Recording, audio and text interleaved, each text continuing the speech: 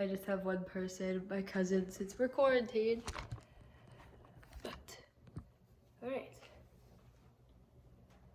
Okay, so today I'm going to be talking about how feeling and expressing your emotions is always a valid thing to do. Today's world is filled with people who experience countless different feelings and emotions. And this is the result of an increased amount of mental health issues, whether that stems from depression, anxiety, stress, etc. So depending on the person and how they deal with their feelings, those emotions can either be bottled up or shared with others in order to heal. How do you deal with your emotions? Today, I'll be discussing and validating the importance of being vulnerable with your emotions. And first, I'm going to show you a quick clip from a video. We need compassion for ourselves. We avoid processing emotions because what we feel is so contrary to our self-image, so threatening to our society's ideas of normality, and so at odds with who we would really like to be. An atmosphere conducive to processing emotions would be one in which the difficulties of being human were warmly recognized and charitably accepted. Okay, basically, what I got from that is that this feeling of not being able to share our thoughts and our emotions with people is very crippling, and we really need to be compassionate towards ourselves. And that's just kind of a preface of what I'm going to be talking about today with the mental health issues that this creates. So, what exactly is the harm in bottling up all of your emotions and feelings? According to the Kentucky Counseling Center, mental harm is done when everything is kept to oneself, such as increased anxiety, depression, and it becomes difficult to express any kind of personal thoughts, and lots of overreaction occurs.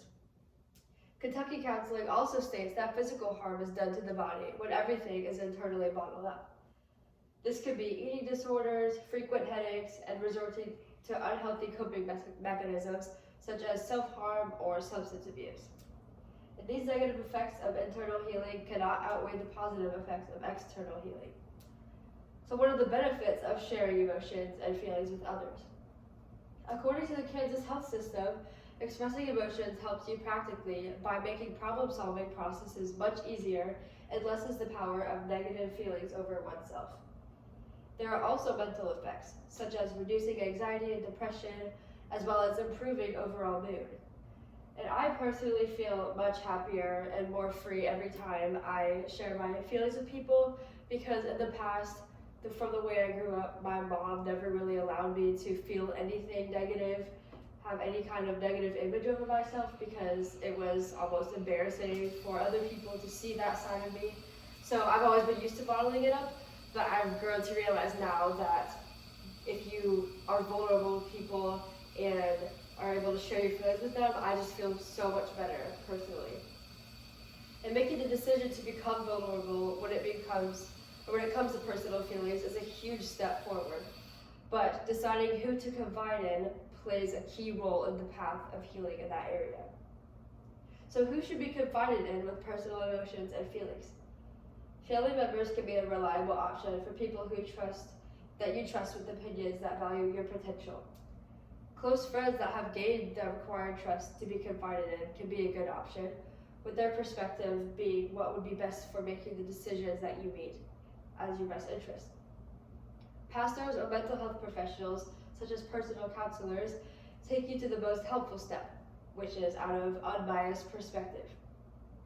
And applying what you learn through these vulnerable conversations is often the most difficult step.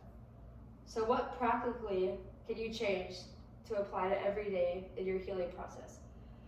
For typically internal processors, attempting to journal and write down feelings could help process emotions occurring in the mind.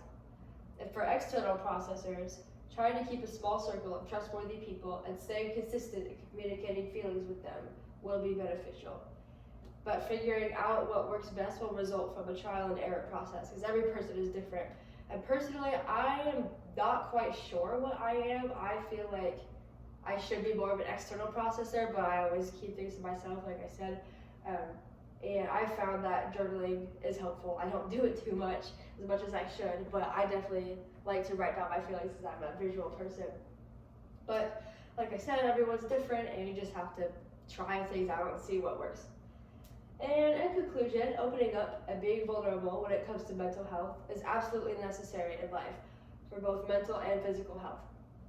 If it is not taken care of early on, long-term chronic health issues will arise along the line of living, and people form connections over being open with each other about their mental health.